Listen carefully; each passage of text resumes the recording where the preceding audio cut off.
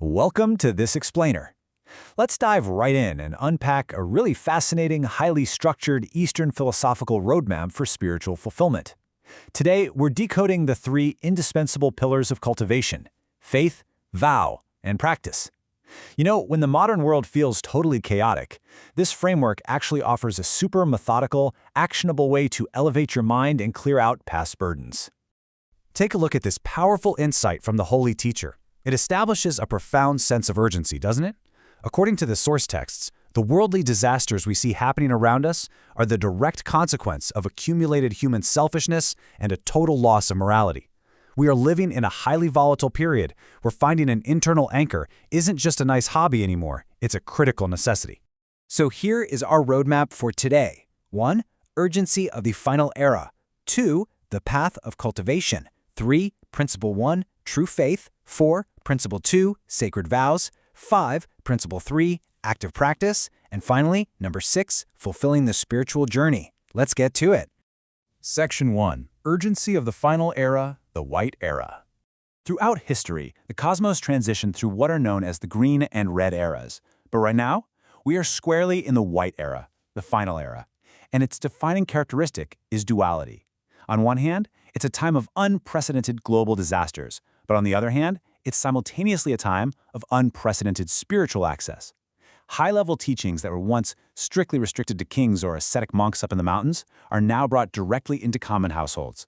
Literally, the door to ultimate spiritual liberation is wide open for everyday people just like us. Section 2. The path of cultivation. Repairing the way. So what is the actual actionable step here? It's cultivation. But let me be clear, this isn't just passive meditation. The texts explain that our souls originate from a pure heavenly state, but thousands of years of reincarnations and getting tangled in worldly attachments have totally clouded our way back. It's like a forgotten road, overgrown with weeds. Cultivation is the active, rigorous process of repairing that exact path, so we can break the endless cycle of birth, death, and karmic debt. Think of it like this.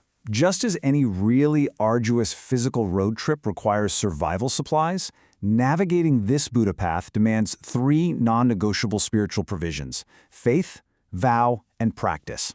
If you don't pack all three in your spiritual backpack, your journey stalls entirely. They form a sequential mechanism that's designed to propel you forward. Which brings us to Section 3. Principle 1. True faith. The first provision. Provision number 1 is true faith. And this means believing with absolute 100% sincerity. It is the absolute prerequisite to get started. Why? Because our roots of wisdom are heavily clouded by modern distractions, cynicism, and skepticism. Relying on profound internal trust is the only real way to cut through all of our own hesitation. It provides that crucial initial momentum you need to step onto the path, grounding your mind before the real work even begins. Next up is Section 4. Principle 2. Sacred vows, the unwavering purpose. A sacred vow takes that abstract, internal belief we just talked about and forges it into a highly concrete commitment. Look, in the chaos of the White Era, it is incredibly easy to get derailed by worldly temptations or unexpected hardships, right? Your vow acts as your anchor. It dictates an exact direction and an unwavering purpose, essentially ensuring that when those inevitable challenges pop up, you don't just abandon the journey.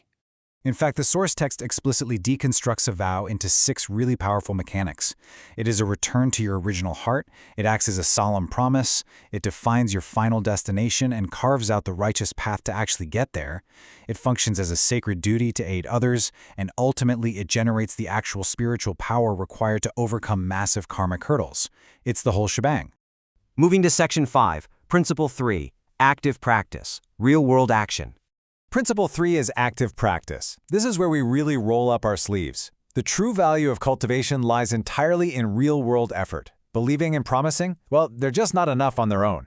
You have to actively create merit, clear away accumulated karmic debt, and aid sentient beings. Practice is the daily heavy lifting of refining your character, strictly maintaining moral precepts, and transforming those deeply ingrained bad habits so you can actually prove your vow. And finally, Section 6. Fulfilling the journey, returning to origin. This causal relationship is totally unbreakable. These aren't isolated options you can just pick and choose from. They operate in a perfect, necessary sequence. Faith triggers the vow. The vow demands practice, and practice is literally the only mechanism to actually realize the vow. If you remove even one single element from this equation, the entire framework collapses, leaving the practitioner completely stranded. The stakes of this journey are incredibly clear.